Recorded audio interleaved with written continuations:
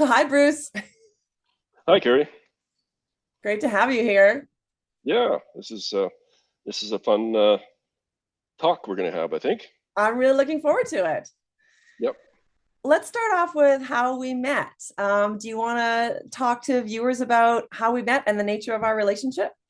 sure, absolutely. So I first encountered you in the 2020 election. I attended the candidates forum mainly to listen to the NDP and the Liberal candidates, and there you were there. And as we went through the forum, I started to go, oh boy, she's a good speaker. And she knows her stuff, even being a newbie, had a really good grasp of the issues. And so after that, I reached out to you and gave you some encouragement. Yeah. So from there, nothing until earlier this year, and a colleague of mine in a nonprofit venture asked me about if I would support Kerri in the fall election. And I said, well, absolutely. I would do whatever you want me to do. And so here we are today. Yeah. I'm your financial agent and on your campaign team. And it's fantastic. Thanks, Bruce. Oh, yeah, it's my pleasure. And how about you now? You want to talk a little bit about your background and how did you first become politically involved? Well, over the years, of course, I've always voted. I don't think I've ever missed a voting opportunity. But mostly my activities over the years has been to join a party to get involved in voting for leadership campaigns, but never particularly active. So, I mean, I was brought up in a small town, a conservative town, and I kept those sort of conservative values. I've always been a social liberal, I would say, but fiscal conservative. And so, anyway, fast forward to my political activism, you might say, actually came as a result of being part of a climate action group, which is nonpartisan, and we are extremely involved politically. So politically nonpartisan to try to advocate for climate change policies. And so, yeah, it's been a very busy 4 or 5 years. Mm-hmm. And could you say why you have been getting politically involved? What's been motivating you? Well, you know, the way I look at it, here's a good example. When I became aware of the climate crisis, um, my action was as a home builder to start building more energy efficient Right. homes. And so that's what I was doing. And then in 2020, I was contacted by someone who was starting a climate action group. And she asked me to do a presentation there. And then I got involved then with that group. And I came to realize that as a group, we can achieve more than we can individually. So that's really how I got involved more politically that way, because it's the group action is far more powerful than just working away out on your own, which is what I was doing. Right. Right. So I guess it sort of answers that, but I was going to say my next question is how come political involvement is so important to you? It sounds like it's because you want to get more done. That's exactly right. Absolutely. Yeah. What has led you to shift your political views over time? You mentioned that you are more of a social democrat, or sorry, maybe that's not the term you use, but like, what did you say? A social liberal. Social liberal, thank you. And Yeah. And fiscally a fiscal. conservative. Yes. Yeah, Yeah. for And sure. it sounds like maybe Yeah. that did a little bit. Yes, it has shifted quite a bit. And so all my life, I always voted conservative, for instance. In fact, right up to 2011, I voted conservative. Okay. But I'd say that the change started when I went through a period of self-reflection around 20 years ago, early 2000s, and a middle-age crisis, maybe, I don't know. But what emerged from that was two things that made change possible.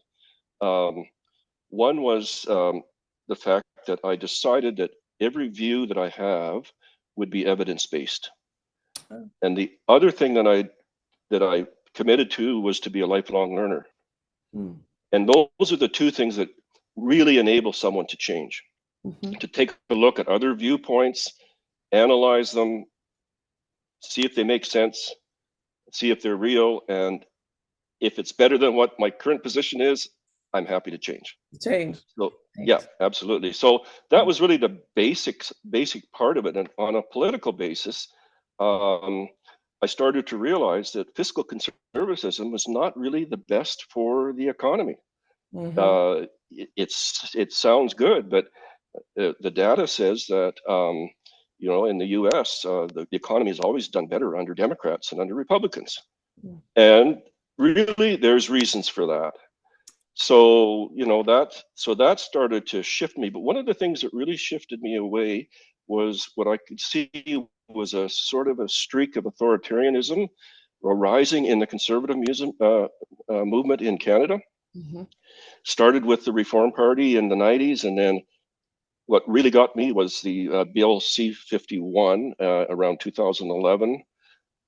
Between 2011 and 2015, C-51 came out, which was sort of an anti-terrorism bill, Right.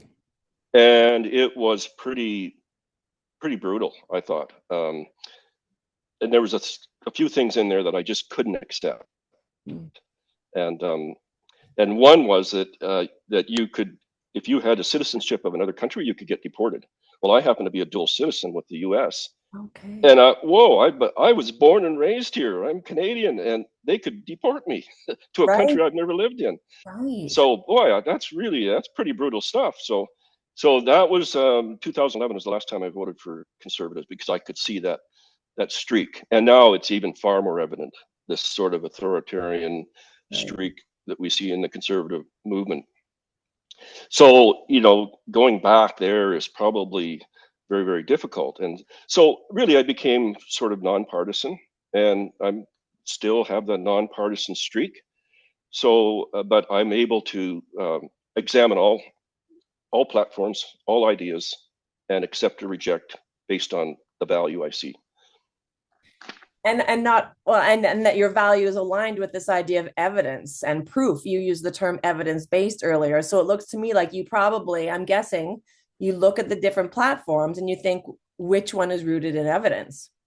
That's right. Oh, absolutely. Yep. Some of it's just platitudes that's out there, and we're seeing that in this election right now. We Mhm. just see some shallow platitude, and there's nothing behind it, nothing supporting it. So, it's easy to reject that. When folks are not critical of their beliefs, if they just believe what they believe because it's always what they've believed, or they do, or they vote how they do because it's what they've always done, or whatever, like that's so common. And I think it's Yep. a little bit extraordinary and takes a lot of courage for someone to be like yourself and say, I'm going to choose going forward to keep my mind open, follow the evidence, and then the dominoes are just going to have to fall, right? Like I'm sure there were Yep. things in your life that shifted because you said, well, I can't support that anymore if there's no evidence to back it. That's right. And that's the other thing I think is kind of scary for people to make a change to their traditions. But to me, I will change tomorrow if tomorrow is better. Right. Right? And so I'm always, and I guess that's why I would call myself a progressive, Okay. because I want to be better myself, and I want everybody else to be better. As a rising tide lifts all boats, Mhm. and so if my neighbor does better, I do better. Right. Right? It works that way. This identity of progressive, is this sort of a new label you've been using for yourself, or when did you start to call yourself a progressive? Oh, I would say maybe in the last decade, not real recent. But Okay. it's evolving, right? It evolves, and then all of a sudden you realize, yeah, that's really what I am. Right. So it does evolve, and that's the way it should be. Like we should Right. be always getting better, right? Always learning. Absolutely. The Yep, world is changing so fast. We yep, can't just accept the way things were and think that's the way they're always going to be. That's just not reality. that's right. Yep, Yeah. and to learn when you learn new things, and here's a good example um, on climate action. Mhm. About a decade ago, I took the time to get a good understanding of the physics of the greenhouse effect, which is the basis of um, global warming, and then it's the basis of climate change. And when I grasped the physics of the greenhouse effect, light bulb went on. Whoa, we have a climate crisis. Mm-hmm. It was just so perfectly clear to me. And so that's what led me to climate action.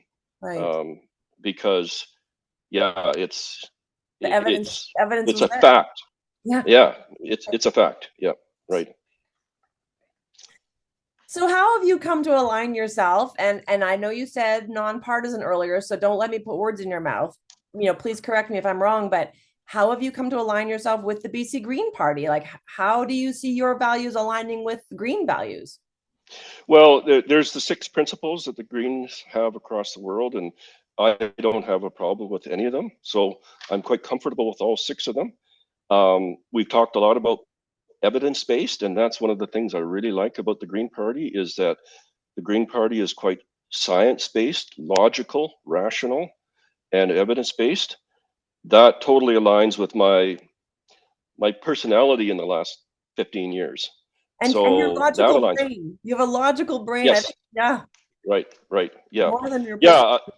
yeah. I have a hard time getting enthusiastic about parties, but I guess I would say I feel comfortable with supporting the Green Party because I don't really have any serious internal conflicts with Green Party policies. Well, I'm guessing then that perhaps you do have some conflict when you look at policies from other parties. Would that be the case?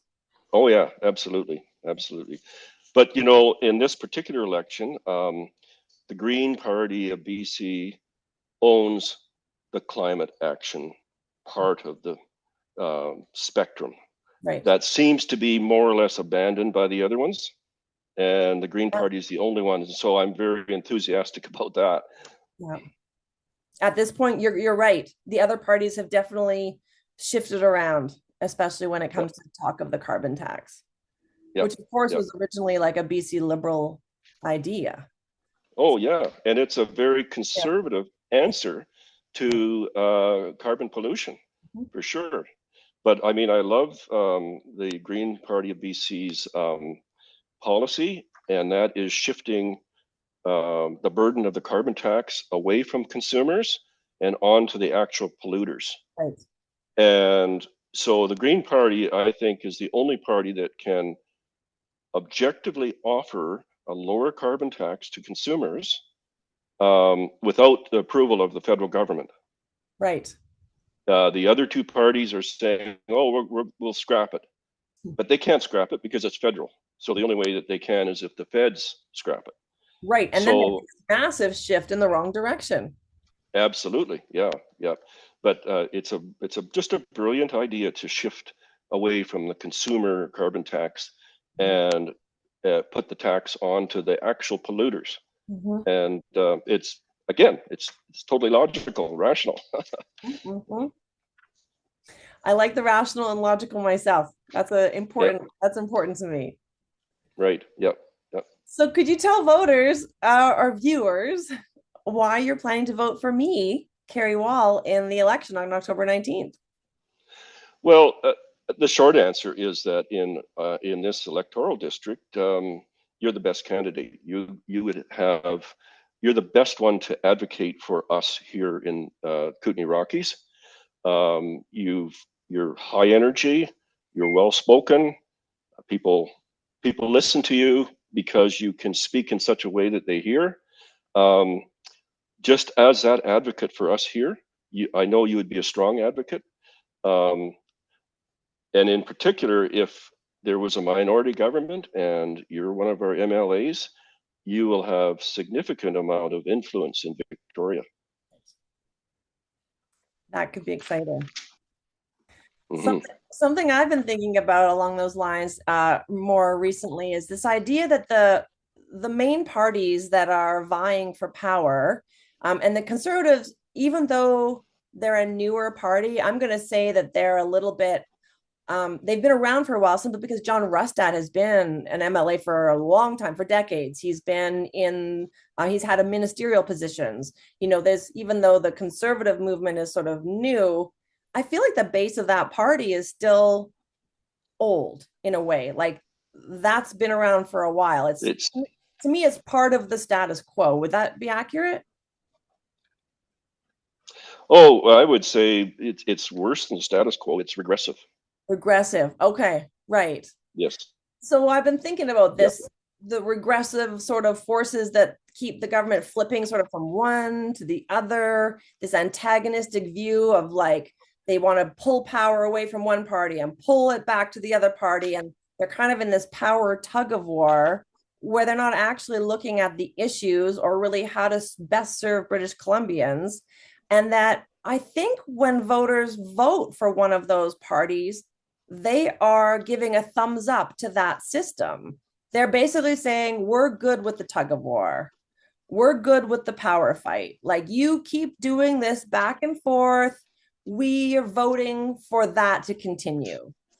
And I'm wondering if by voting for the BC Green Party, if you're voting to say, we want a different system, we want a collaborative system, we want a system for the people, because the BC Greens are the only party that advocates at this point for example, proportional representation, which we know would get rid of the tug of war. We know proportional representation would make more people happier, more people's votes would count, as they say. And so, what's your view on that idea that if you vote for one of those other parties, you're just voting to say, we like the system as is, rather than saying, we wish we had a different system?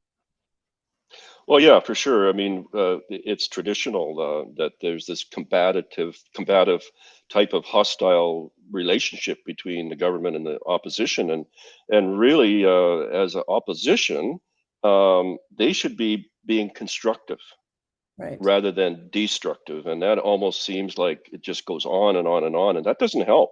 It really, in my view, it wastes a ton of important people's times because they're sitting in the legislature and they're just back and forth trying to one up on the other, and what good is that? That doesn't get anything done.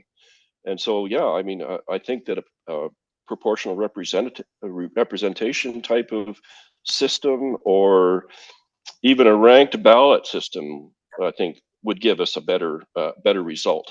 um, I'd like to see no parties being being advertised during the election campaign, and not even on the ballot, Yeah. so that people would have to look at each candidate rather than just, oh, it's a party, I don't like that party, or I like this party, I don't care who the candidate is.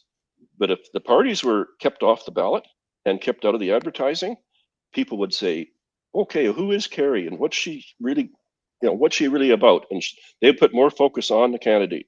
Mhm. And in this case, I think you would come out extremely well because you've got what it takes, I think, to be a great advocate for our riding.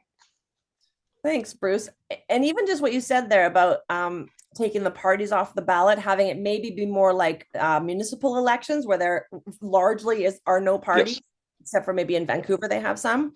But that is a proposal for an electoral reform. That is a kind of electoral reform, and the BC Greens are open to looking at electoral reform of all kinds. And it is those other regressive parties that just say, nah, we're into this same old back and forth.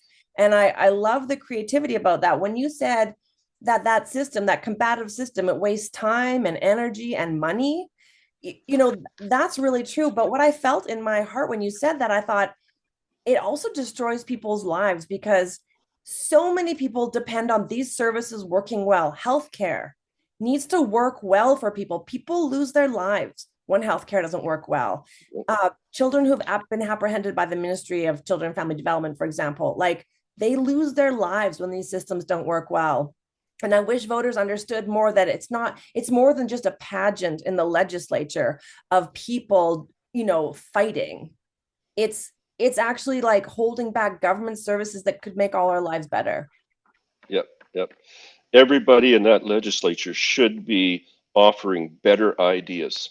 Mhm. no matter who the government is. Right. But it doesn't seem to work that way. But if you go to Yet, Victoria, it will work that way, right? I At would least, love to see that. yeah, Yeah, yeah, I'm really about collaboration and compassion. We have to bring these things to government. Government is for us, it's for the people. They should not be dominating us, they should be collaborating with us. absolutely. Yep. Yep. We should all be working together. And that's one of the things that I have found with my climate action group. We talked, we don't care what party you are. Um, we just care about policy. And to me, that's the way the whole political system should work. It Right. shouldn't matter what party, it should only matter which is the best idea for everybody. And which is my background too, because in my regular job with Interior Health, I do healthy public policy with municipalities. And again, it's what policies are going to make increase population wellness, what policies are going to make us healthiest. Right. That's the bottom line. Yep. Yep. For sure. This has been a great discussion, Bruce. I thank you so much for your time. Is there anything you want to say before we wrap up? Any last thoughts or anything I missed out? No, that's great. I sure want our viewers to get out and vote, regardless, and vote for whoever you like, as long as it's Kerri Wall. Anything to increase voter turnout, evidence Yes. shows increases more progressive candidates. We just higher voter turnout always works in the favor of progressive candidates. So we definitely want people to vote. Right. For sure. Thanks again, Bruce. Well, It's been really cool. thank you. That's a great conversation. Okay, people, get out Chat and later. vote.